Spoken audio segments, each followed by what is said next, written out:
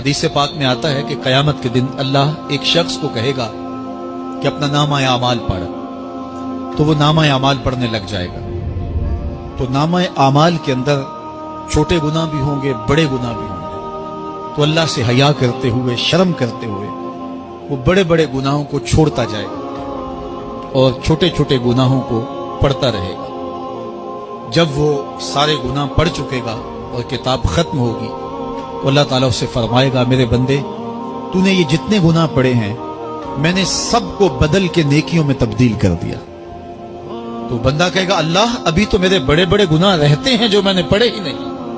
फदाहिकन नबियो हत्ता बदत अनियाबहु।